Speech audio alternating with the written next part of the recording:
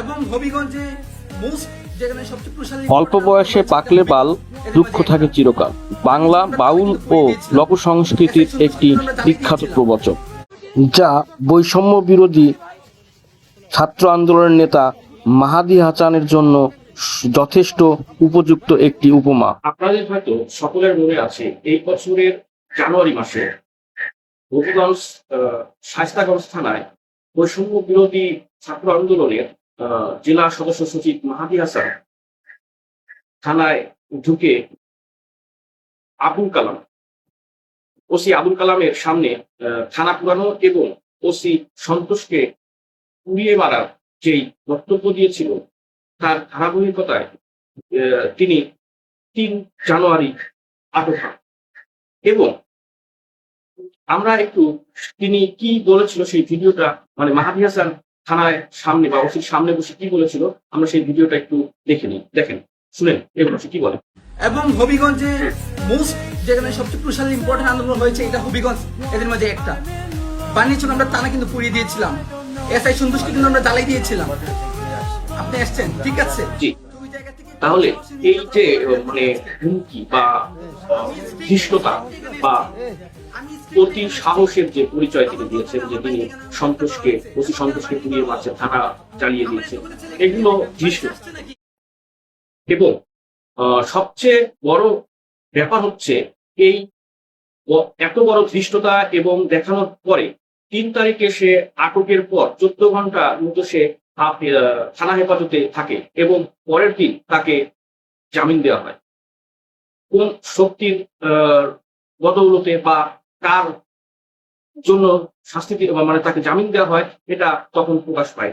তবে যারাই করুক, এটা এনসিপি বা যারা বৈষম্য বিরোধী ছাত্র আন্দোলনের সাথে যুক্ত ছিল, সেই নেতারাই তাকে এই জামিন দেওয়াতে সহায়তা করছে বলে মনে করা।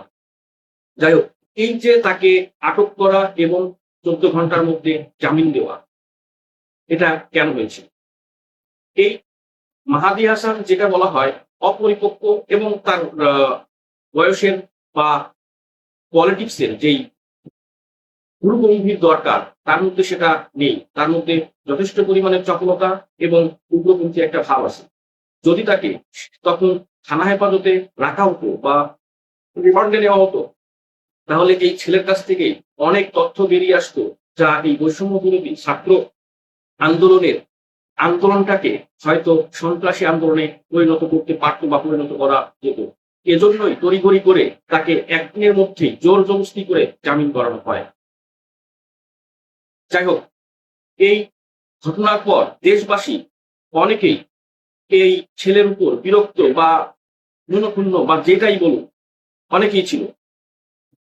গত 17ই আগস্ট এই সরকারের বিরুদ্ধে একটি মিছিল বা আন্দোলন করার প্রস্তুতিকালে ওসি মোহাম্মদ জাহিদুল হক হবিগঞ্জ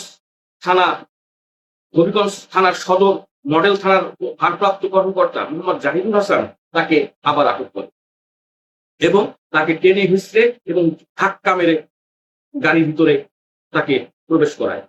এবং সে বলতেছিল যে আপনি আমাকে ধাক্কা দিচ্ছেন কেন, এটা বেআইনি। একটা বলে না যে ব্যাঙের সর্দি, সেরকম যারা যত বেআইনি করেছে তাদের কাছে যখন এটা দেখানো হয়, তাদের চেহারাটাই আয়না দেখানো হয়, তখন তার কাছে মনে হয় এটা বেআইনি। আমরা একটু ফাঁকে এই ভিডিওটা দেখে আসি, তার আটকের মুহূর্তের ভিডিওটা দেখুন। মাহাদি হাসানের আটকের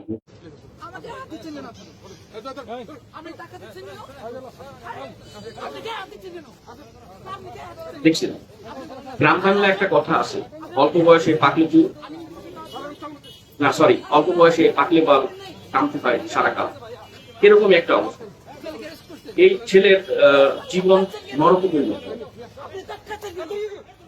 আজীবন সে একটা ভীতির মধ্যে থাকবে এবং সে মনে হয় না ভালো, মানে একটা মুক্ত বাতাসে বা মুক্ত চিত্তে বা